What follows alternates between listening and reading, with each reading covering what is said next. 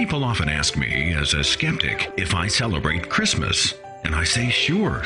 Well, not because of the baby Jesus, but then again, most Christmas traditions have nothing to do with the baby Jesus. Take the Christmas tree, for example. Centuries before the Christ child was supposedly born, many cultures brought evergreen trees into their homes for decoration in the month of December to celebrate the arrival of the winter solstice and to ask their various pagan gods for a bountiful harvest the following season. The practice continued in various forms throughout the ages. The ancient Egyptians honored their sun god Ra with palm leaves and evergreen trees. The early Romans decorated their homes and temples with evergreen boughs as part of a pagan festival called Saturnalia, the festival of Saturn, the god of agriculture. The Vikings of Scandinavia believed that evergreens were the special plant of their god Balder, and they would burn Yule logs and feast until the last ember burned out. The actual Christian tradition of the Christmas tree began as late as the 16th century in Germany, and Christmas trees were still seen as pagan symbols throughout the U.S. until the 1840s. The winter solstice, not the baby Jesus, most likely accounts for the selection of December 25th as Christmas Day. Late December was when the day started to become noticeably longer and the sun ceased its movement to the south. So the winter solstice was celebrated for the birth of the sun. It just wasn't the sun most religious people have in mind. And you might be surprised that America didn't even declare Christmas Day a national holiday until June 26, 1870. The exchanging of gifts, pagan in origin, stemming back to the festival of Saturnalia, and originally banned for that reason by the Catholic Church in the Middle Ages. Christmas carols? They trace back to the Middle Ages as well, not as religious songs, but as common folk songs sung during harvest festivals, and were only later integrated into worship by religious figures like Martin Luther. Mistletoe is a happy Christmas tradition, but few realize that mistletoe was once considered a mysterious, magical plant by the Druids and the Greeks, a pagan symbol of life and fertility.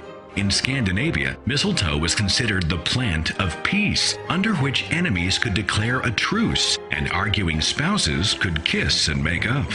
Many decry the use of the word Xmas to mark the holiday, often clamoring that we should put the Christ back into Christmas. Well, actually, Xmas is Christmas. The X comes from the first letter of the Greek word for Christ. And those declaring Xmas a war on Christ are apparently confused. Of course, confusion would be understandable if you tried to follow the biblical account of the Christ child.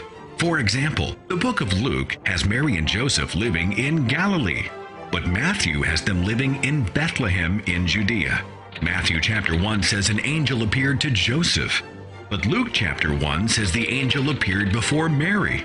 And what about the three kings we hear so often about? In the book of Matthew, they were magi, astronomers, not kings. There's no mention of three anywhere, and the entire account contradicts the one in the book of Luke, which has Jesus being visited by local shepherds, not astronomers. And the miraculous virgin birth? Not so much. Matthew apparently misread the original translation from Hebrew to Greek. The Hebrew word alma doesn't mean virgin. It translates young woman of marriageable age, or young maiden. What about the lineage of Jesus? The book of Matthew has 28 generations between David and the birth of Christ. But Luke lists 41 generations. According to both Matthew and Luke, Jesus was born on or before 4 BCE during the reign of Herod the Great. But Luke said that Joseph and the pregnant Mary had to go to Bethlehem for a census by Quirinius. Well, that census took place in 6 AD, years later and after the death of Herod. And even if there was a census, it would have taken place in their local tax district, requiring no travel. And Roman tradition was to register only the men, meaning that Mary wouldn't have had to make the journey at all. Matthew says that Jesus' birth took place in a house, but the book of Luke says Jesus' birth took place in a manger because there was no room in the inn. After Jesus was born, Matthew says the family immediately fled to Egypt for several years to escape Herod's wrath. But the book of Luke has them returning immediately to Nazareth.